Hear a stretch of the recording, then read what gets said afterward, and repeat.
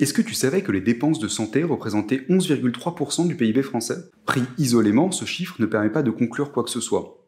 Le soin est une activité qui ne connaît pas de limite. On peut toujours faire plus, on peut toujours faire mieux. Donc la quantité de ressources qu'un pays peut allouer à son système de santé ne connaît pas de limite. Il peut toujours lui en allouer plus. Il n'y a pas non plus de définition de ce qui est bien, trop ou pas assez. La seule évaluation un peu objective qu'on peut faire, puisqu'on est quand même sur Medifact, c'est une comparaison des différents pays entre eux.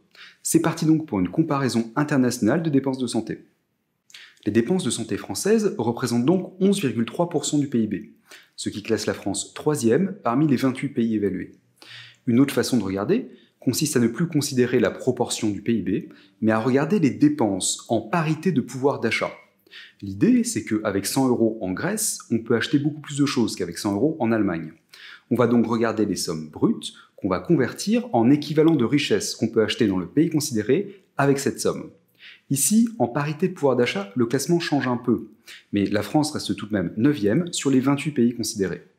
Alors attention, il s'agit ici de sommes globales, peu importe qui paye, que ce soit une assurance nationale, une assurance privée ou le patient directement de sa poche.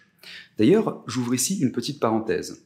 Sur 18 pays évalués, la France est le pays où le reste à charge des ménages, c'est-à-dire ce que le patient va payer lui-même directement de sa poche pour ses soins, est le plus faible parmi 18 pays évalués.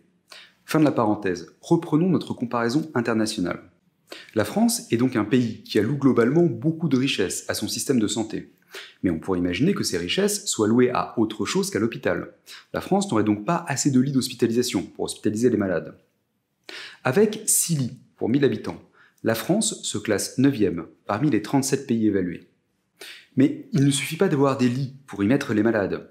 Une fois qu'on a mis nos patients dans des lits, il faut des moyens pour pouvoir s'en occuper. Ces moyens sont de deux types, moyens humains et moyens matériels. Les moyens matériels peuvent être quantifiés par leur coût, et les moyens humains peuvent être quantifiés par leur rémunération. On peut donc quantifier l'ensemble des moyens humains plus matériels par l'ensemble des moyens financiers. En France, la dotation globale des établissements de santé publique est de 80 milliards d'euros, ce qui représente 3% du PIB, et qui fait classer la France première parmi les 30 pays évalués. Mais cela ne suffit toujours pas, car cela ne prend pas en compte le nombre de jours d'hospitalisation passés dans les établissements de santé publique.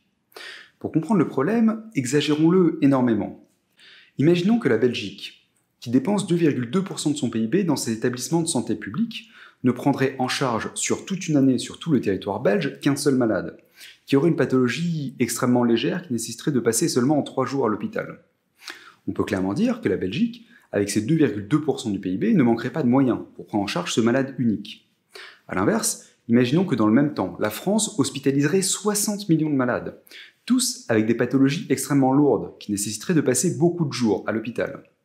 Clairement, la France manquerait de moyens pour prendre en charge ces malades, alors qu'elle dispose pourtant d'un point de PIB de plus que la Belgique. Il nous faut donc regarder les dépenses pour un malade ayant passé un jour dans l'hôpital. En France, en moyenne, une journée d'hospitalisation coûte 1 720 €. Alors évidemment, ce chiffre brut et isolé ne permet pas de faire des comparaisons.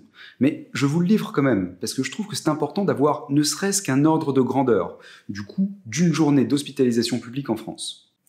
L'OMS a publié en 2010 une évaluation du coût moyen d'une journée d'hospitalisation dans 199 pays du monde. Évidemment, corrigé en parité de pouvoir d'achat, pour pouvoir les comparer entre eux. Dans ce classement, la France est 26e parmi 199 pays évalués. Une autre façon de regarder cela consiste à regarder le prix des services rendus à l'hôpital.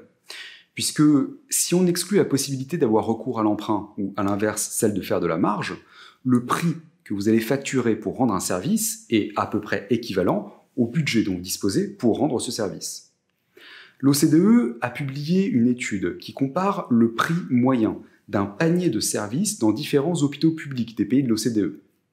Avec un indice de prix de 123, pour une moyenne de 100 pour les pays de l'OCDE, la France se classe 10e sur les 36 pays évalués. Mais on pourrait s'imaginer que ces moyens financiers ne seraient tournés que vers les moyens matériels, à l'exclusion des moyens humains. On va donc regarder spécifiquement le nombre d'employés par lit d'hôpital. Avec 2,93 employés par lit d'hôpital, la France se classe 10e parmi les 18 pays évalués. J'ouvre ici une parenthèse. je ne souscris pas du tout à l'idée qu'à l'hôpital, seul le personnel soignant est utile. Mais imaginons que seuls les soignants comptent. On va donc regarder spécifiquement le nombre d'infirmières par lit d'hospitalisation. Avec 0,89 infirmières par lit d'hospitalisation, la France se classe 9e parmi 18 pays évalués.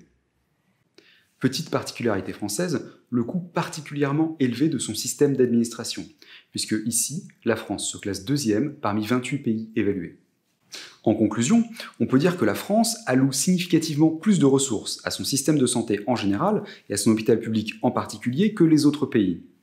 Alors attention, il ne s'agit absolument pas ici de juger de la qualité des soins, ni du ressenti des malades ou du personnel des établissements de santé.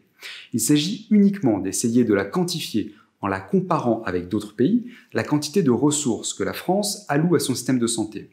Et cette comparaison internationale montre que la France lui en alloue significativement plus, et ce, quel que soit l'indicateur considéré. Et du coup, ça pose la question suivante. Le problème actuel est l'insatisfaction du personnel et des usagers du système de santé. Des patients de plus en plus nombreux et du personnel de santé de plus en plus débordé.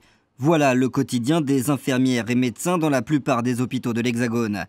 Pour cette blogueuse interne aux urgences, les problèmes sont quotidiens. La semaine dernière, je devais transférer une dame qui s'est présentée avec une insuffisance cardiaque assez sévère, une dame de 75 ans, qu'il fallait donc transférer vers une unité de soins intensifs cardiologiques assez rapidement. Vous savez combien j'ai appelé d'hôpitaux, Madame Touraine, pour la transférer? J'ai appelé 11 hôpitaux de l'Île-de-France. 11 hôpitaux et pas un n'avait un lit disponible pour recevoir madame. On arrive à un système où chasse mord la queue et on s'en sort pas, on est dans une spirale infernale. Impossible alors pour tous de faire leur travail comme ils le voudraient. On n'a pas le temps de consacrer aux patients, aux familles. Il faut être rentable, il faut tourner pour pouvoir voir le maximum de patients. La rentabilité, ouais. Rentabilité et pression permanente, tant par le travail que par les familles, les patients. Moi, ce que je crains aujourd'hui, c'est que notre système de santé est en train de s'effondrer sous nos yeux et que si rien ne se fait aujourd'hui, il va être trop tard. Concrètement, c'est un enfant de 6 semaines qui est en situation de détresse, pas de place à Paris, ses parents habitent à Paris, pas de place à Paris, il est transféré à Poissy, à une trentaine de kilomètres de Paris. À Poissy, son cas s'aggrave, ils ne peuvent pas le soigner en réanimation, il est transféré à Orléans. Donc les conséquences concrètes, c'est ça, c'est qu'en fait, réellement, on met la vie d'enfants en danger. Et l'opinion semble très majoritairement penser qu'une augmentation des moyens va permettre de résoudre ce problème. Et le manque de personnel ne date pas d'hier. Des déclarations qui font bondir les personnels de santé, qui dénoncent depuis plusieurs mois le manque de moyens et d'effectifs dans les hôpitaux. Mais les moyens ne suivent pas. Tous demandent donc l'augmentation des moyens de santé. Mais maintenant qu'on sait que la France est déjà un des pays du monde qui alloue le plus de ressources à son système de santé, est-ce qu'une allocation supplémentaire va vraiment permettre de résoudre le problème ?